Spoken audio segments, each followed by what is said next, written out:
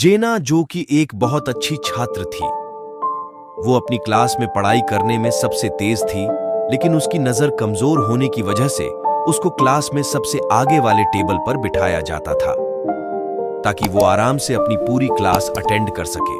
जेना अपने दोस्त रिक के साथ रहती थी, जो कि उसका बहुत अच्छा दोस्त था। वो कॉलेज ऑफ फाइट में बहुत एक्सपर्ट था। दोनों काफी समय से साथ में रह रहे थे। एक दिन जेना जब कॉलेज जा रही थी, तभी अचानक से उसका चश्मा नीचे गिर जाता है और उसके चश्मे का शीशा टूट जाता है। अब तो परेशान हो जाती है और अपने दोस्त को कॉल करके बुलाती है। रिक, जो उसका दोस्त था, वो उसके पास आता है। मेरा चश्मा टूट गया है। मैं चश्मे के बिना देख नहीं सकती। मेरे पास कोई साधन भी नहीं है कि मैं दुकान तक अकेले चली जाऊं। बाजार बहुत दूर है। तुम मुझे मार्केट तक छोड़ दो ताकि मैं अपना चश्मा ठीक करा लूं। चश्मे के बिना मैं क्लास भी अटेंड नहीं कर पाऊंगी।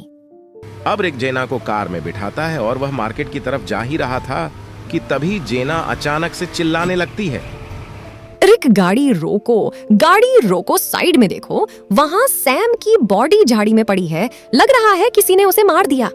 चलो वहां देखते हैं उसकी क्या हालत है।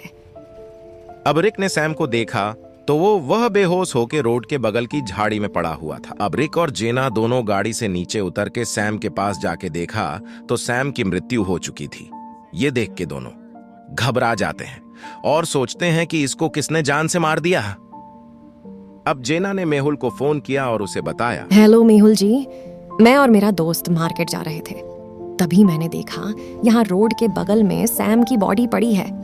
आप यहाँ आ जाएं और पता लगाएं कि इसकी हत्या किसने की। अब मेहुल घटना वाले स्थान पर पहुंचता है और वहां जाके दोनों से पूछताछ करता है तो पता चला कि इस अपराध में 4 लोग शामिल हैं, क्योंकि घटना वाले स्थान पर 2 और लोग थे। अब सबसे पहले रिक से पूछने पे उसने कहा, जब मैं कार चला रहा था तो जेना के कहने पे मैंने साइड में देखा तो सैम की बॉडी पड़ी मिली। मुझे लगा कि ये बेहोश होगा, लेकिन जब मैं इसके बॉडी के पास आके देखा तो पता चला कि इसकी मृत्यु हो चुकी है। इससे मेरी दुश्मनी थी, लेकिन मैंने इसे नहीं मारा। अब मेहुल जेना से पूछता है तो उसने कहा, सर, हम दोनों मार्केट जा रहे थे और मैं साइड में देख रही थी। तभी मेरी नजर सैम पे पड़ी। वो झाड़ी के अंदर पड़ा हुआ था तो मैंने रिक से कार रोकने के लिए बोली और वहां जाके देखा तो वो मर चुका था। अब मेहुल वहां मौजूद तीसरी महिला से पूछता है तो उसने कहा, सर, मैं और सैम बहुत पुराने दोस्त थे। वो मुझे बहुत अच्छा लगता था और वो भी मुझे बहुत पसंद करता था, लेकिन कुछ समय से हम दोनों में बातें नहीं होती है। कई दिनों के बाद आज इसको इस स्थिति में मिल रही हूँ। मुझे नहीं पता इसको किसने मारा। अब मेहुल वहां के गार्ड से पूछता है सैम की हत्या के बारे में तो उसने कहा, सर, मैं तो इसी रास्ते से जा रहा था, लेकिन मुझे जेना के चिल्लाने की आवाज सुनाई दी तो मैं रुक गया और ये लोग सैम के पास गए तो मैंने भी देखा वो मरा हुआ था। मुझे पता नहीं कि सैम को किसने मारा। इन चारों के अलग अलग बयान सुनने के बाद आप क्या सोचते हैं? सब सच बोल रहे हैं, तो झूठ कौन बोल रहा है? इन चारों में से हत्यारा कौन हो सकता है? आप सोचकर बताइए।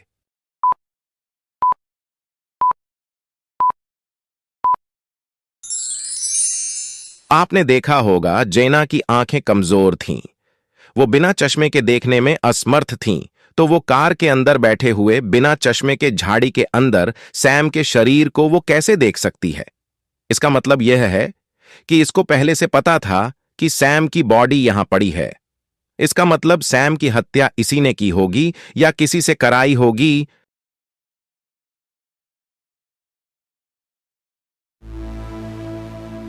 एक दिन रोहित अपने दोस्तों के साथ कहीं घूमने गया था। वो घूमते घूमते रास्ता भटक जाता है और गलत रास्ते पे चला जाता है और वह जहां पहुंचता है वहां बहुत ज्यादा बर्फ की बारिश हो रही थी। इस वजह से रोहित को बहुत ज्यादा ठंड लग रही थी।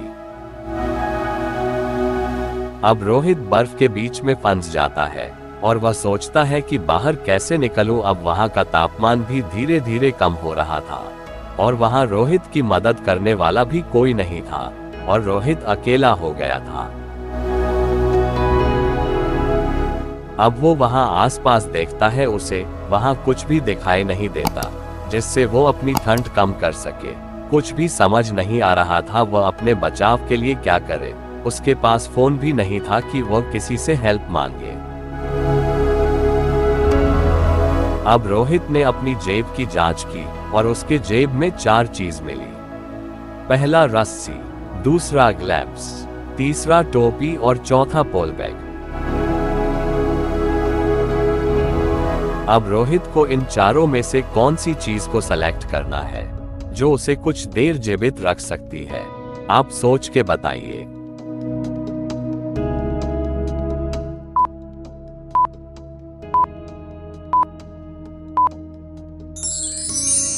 अब रोहित को इसके लिए सबसे अच्छा पॉली बैग को चुनना चाहिए क्योंकि उसके अंदर किसी भी तरह की हवा प्रवेश नहीं कर सकती है और यह एक गर्मी का अच्छा कंडक्टर भी है।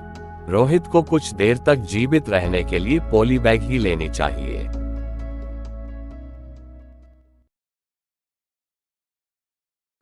एक दिन जब डेमन अपने ऑफिस से छुट्टी पाता है तो वो अपने घर आता है और घर आने के बाद देखता है तो उसकी पत्नी गायब रहती है।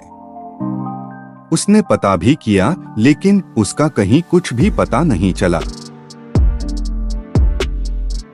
अब डेमन पुलिस स्टेशन गया और वहां मेहुल से पूरी घटना के बारे में बताता है और अपनी पत्नी के गायब होने की शिकायत दर्ज कराता है। जासूस मेहुल के पास 2 और गायब हुई महिला की शिकायत पहले से दर्ज थी। मेहुल उन लोगों को पहले से ही ढूंढ रहा था लेकिन मामला बढ़ने की वजह से मेहुल इसकी जांच करता है। अपराधी को मेहुल ढूंढ ही रहा था। तभी उसे पता चला कि नाव बनाने वाले ने ही सभी महिलाओं की अपहरण करके किसी गुप्तनीय जगह पर रखा है। अब मेहुल वहां जाता है। मेहुल अपहरण वाले जगह पे पहुंच के अपहरणकर्ता को पकड़ लेता है और डेमन को फोन करता है। डेमन, तुम मेरे साथ गोदाम वाले जगह पे चलो। वहां पे अपहरणकर्ता ने 3 महिलाओं को अपहरण करके वहां रखा हुआ है।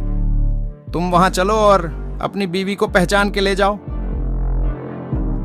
अब डेमन गोदाम में पहुंचा और वहां देखा तो 3 महिला एक साथ बैठी थी।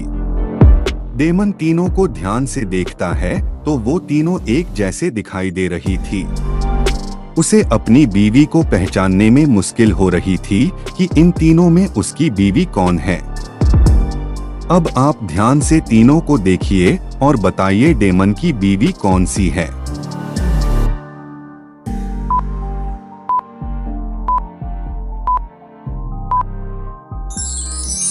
आपने देखा होगा डेमन और उसकी पत्नी की तस्वीर फ्रेम में दीवार में लगी हुई थी। वहां पे उसकी पत्नी के गले में दाहिनी ओर एक तिल था। इसमें जो दूसरी महिला है उसके गले में तिल है, यानी कि डेमन की पत्नी दूसरी वाली है।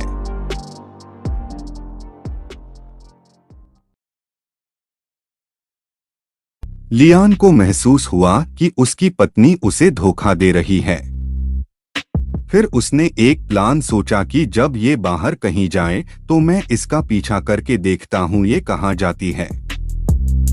अब एक दिन उसकी पत्नी सुबह तैयार होके जैसे ही बाहर निकलती है तो इसने तुरंत उसका पीछा किया तो देखा कि वो एक रेस्टोरेंट के अंदर गई और लियान भी उसका पीछा करते हुए अंदर गया। अब लियान अंदर जाके देखता है तो वहां पे उसकी पत्नी अकेले एक कुर्सी पर बैठी थी और उसके साथ कोई भी नहीं था।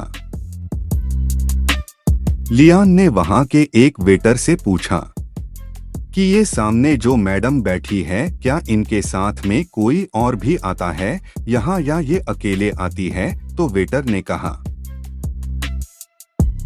हाँ, मैं मैडम को जानता हूँ। ये मेरे रेस्टोरेंट में काफी टाइम से आती है।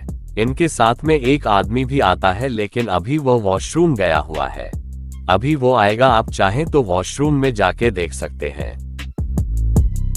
अब लियान वॉशरूम में गया और वहां देखा तो वहां 3 लोग थे। अब ये सोचने लगा कि इसमें कौन सा व्यक्ति है जो मेरे बीवी के साथ आता है। क्या आप इन तीनों पुरुषों को देख के पता लगा सकते हैं कि लियान के बीवी के साथ कौन आया होगा?